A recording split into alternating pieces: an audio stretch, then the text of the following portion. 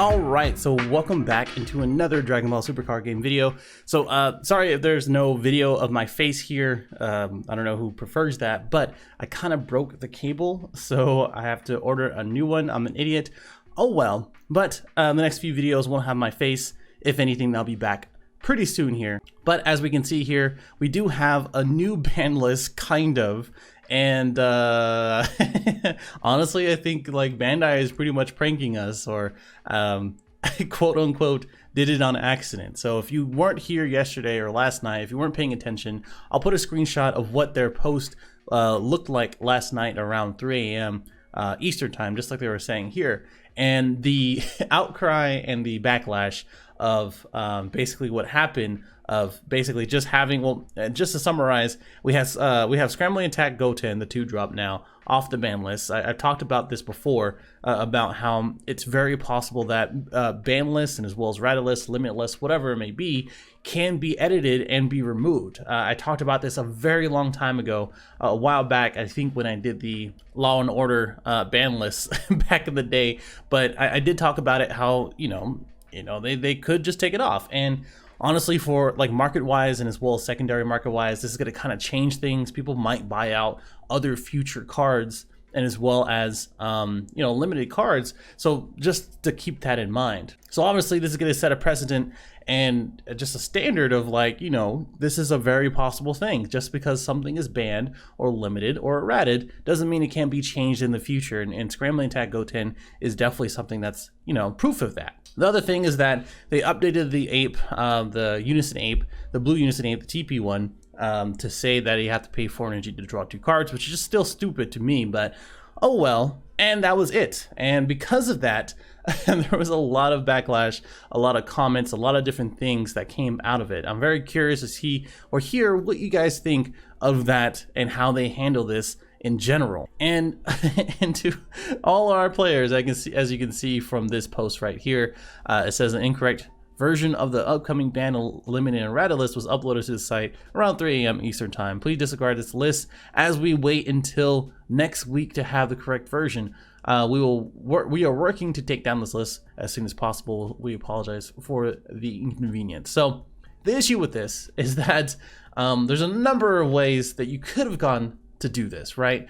One is to take ownership. Just take ownership. Just admit that the list was wrong. Admit that you made a mistake, okay? Just say, hey, we understand that that ban list or this list was not up to par. We understand you guys' concerns. We're gonna go ahead and work on this based on the feedback that we have had. No, this is an incorrect version, which I will let you know right now, after working in different industries and just knowing different people and etc. Have to actually build out the site, build out the page, work on the HTML and all the other stuff, right? How it looks and the back end and everything else like that. And then, well, first the team has to say what they're going to be doing, and then they have to build it out, and then they have to preview it, and then they have to send it to the live site, which is basically what we see. And then if it's really something that's uploaded incomplete or incorrectly, it has to go through a bunch of different approvals. I think for a multi-million-dollar company like Bandai, this isn't something that just is incorrect, right? It's just not something that's, you know, just happens, right? It's just not something like that.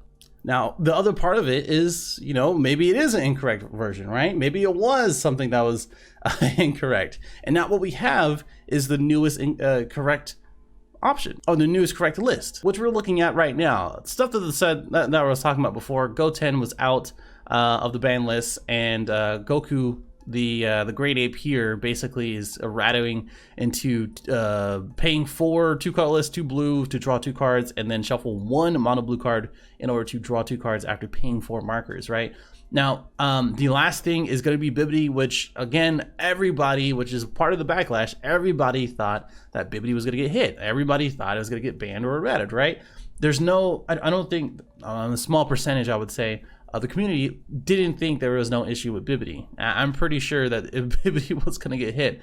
So the pre-errata text is the normal text. The post-errata is basically, you can do the same effect for +1 or 1000 combo power for each card in your drop in a warp, but up to a maximum of 12, which basically, you know, 12 plus 3, you know, and that's going to be 15k. So a maximum of 15k combo power for Bibbidi is now the standard. or the new errata, I should say. And in general, on paper, I think that's a fair errata, right? That's a fair thing to say, like, instead of just putting this to boon leader, which I think just within the boon leader, I think they recognize like this is still kind of an issue because you still dump your hand and you can go down 5 cards each turn. It's not going to be as strong as Vegex, but it's still going to be a thing where it ruins the combo phase. That's basically the issue with Bibbidi, right? A deck that is an aggressive black deck that plays things for free, i.e. Vegex or i.e.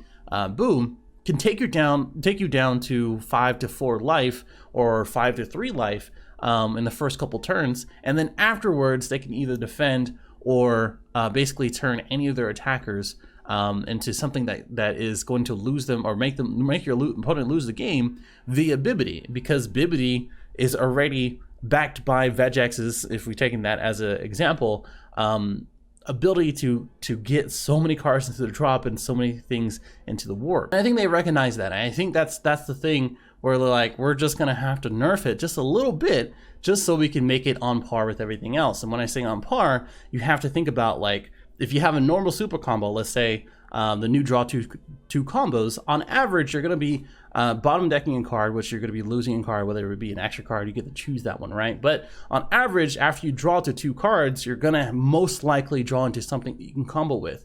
So the idea behind this, in my opinion, is the fact that you're still comboing a 10k, which is going to be your normal super combo. To make up to the draw is that extra 5k. So it's kind of equivalent. That's basically what it is. Now, in practice, is that going to be good enough? That's the real question, right? So is Vegex and all these other black decks, mono black decks, still going to be running around with Bibbidi? I don't know. I don't think they will. I think I still am behind the draw 2 super combo, like the black one, especially in the Xeno Goku deck. I don't think it's going to take advantage of this, even for Dark Broly. I think that's going to be the move.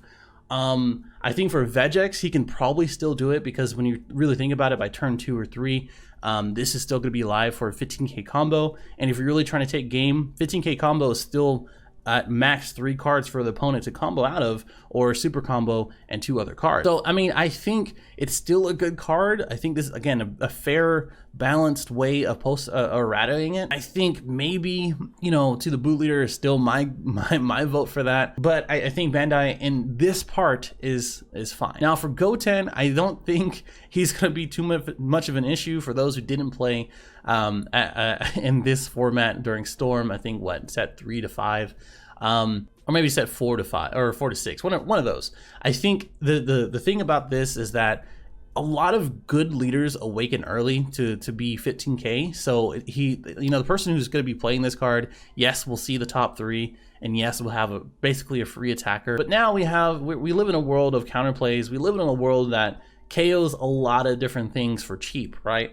And in green, Dormant Legend pops out to kill this thing and to prevent any other attackers and any other swap targets to attack, right? And for any other counterplays, literally in any other color, pretty much in every color, has a counterplay to stop this from happening over and over again, which is basically the issue. That was the issue back in Storm. We played a lot of different things that untapped energy, i.e. Unyielding Spirit Trunks, as well as a Legendary Flute. And couple that with the 1-drop Bardock. Not having all those things to back Goten just makes it a kind of a fair card. Paying 2 feels bad. Paying 1 for Grandpa Bardock or Grandpa Gohan in order to go into it is more reasonable. But at the same time, again, we have a lot of counterplays. We have a lot of things to answer. I think in general, this is okay to take off the ban list.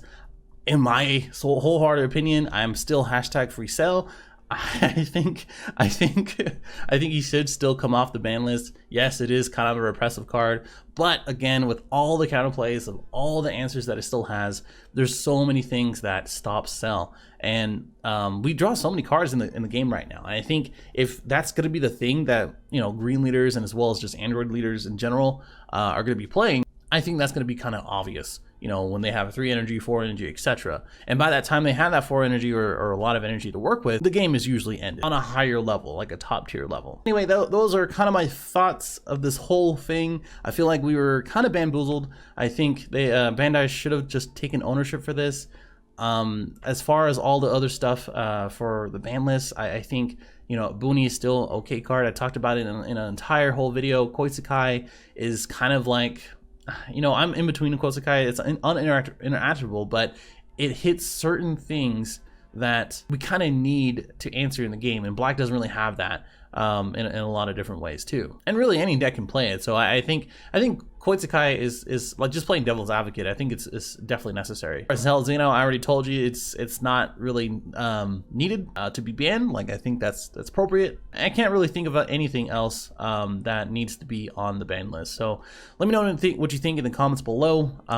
What a doozy of a night as far as this stuff goes, and I'm very curious to see what people could be building going to set 11. I personally don't think anything's going to change as far as the meta. I think Dark Broly is still really good. I think with the secret, Broly can compete, and I like a number of decks in the format. Even Baby Vegeta, which you guys are going to see tomorrow with Josh's deck, is still really good. Either way, let me know in the comments below. Subscribe if you're new. Tune in to the Twitch. We have the team event tonight.